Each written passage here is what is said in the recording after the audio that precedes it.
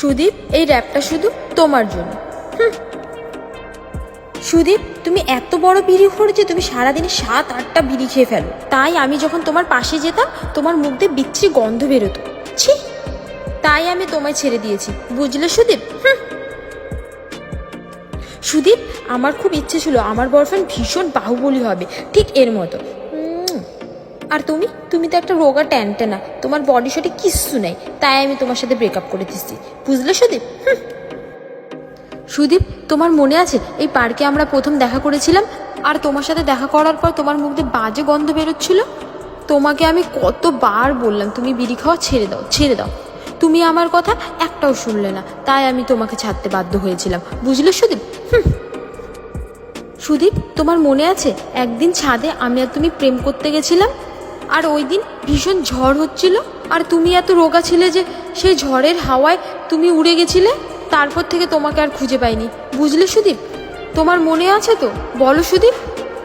সুদীপ, তুমি এই পায়েলের সাথে রিলেশনে থাকাকালীন তুমি কোয়েলের সাথেও রিলেশনে ছিলে? তুমি কি করে ভাবলে আমি কিছু বুঝতে পারবো না? আমি সব বুঝতে পারি, বুঝলে সুদীপ? সব। সুদীপ, সব থেকে হাস্যকর কথা তো এটা, তোমার কপালে শুধু কোয়েলে জুটি, আর সব কোয়েলের সাথে তোমার ব্রেকআপ। তুমি কোয়েল নামে মেয়েদের সাথে প্রেম করো বলে তোমার কপালে কোনো কোয়েলই জোটে না, বুঝলে সুদীপ? বুঝলে? তা সুদীপ, তোমার কপালে কি মেয়ে জুটলো? আমার সাথে ব্রেকআপের পর কি তুমি এখনো সিঙ্গেল? বলো সুদীপ। আর হ্যাঁ, আমার ইউটিউবের লিঙ্ক আমি কমেন্ট বক্সে দিয়ে দেবো, একটা সাবস্ক্রাইব করে দিও, ওকে সুদীপ? ওকে। দেখো সুদীপ, আমি মহাদেবের সামনে সাক্ষী দিয়ে বলছি, তুমি যদি বিড়ি খাওয়া বন্ধ করতে পারো তাহলে আমি আবার তোমার লাইফে ফিরে যাব।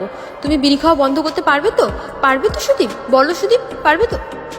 আর হ্যাঁ, আরেকটা শর্ত আছে, তোমার সব কোয়েলদের সাথে ব্রেকআপ করতে হবে, কোয়েলের সাথে কোনো সম্পর্ক রাখা যাবে না, তারপর তুমি আমাকে পাবে, বুঝলে সুদীপ? তা সুদীপ, তোমার এই র্যাপটা কেমন লাগলো? যদি ভালো লেগে থাকে তাহলে একটা আমার জন্য like, share, subscribe, comment, follow সব করে দিও, ওকে? টাটা।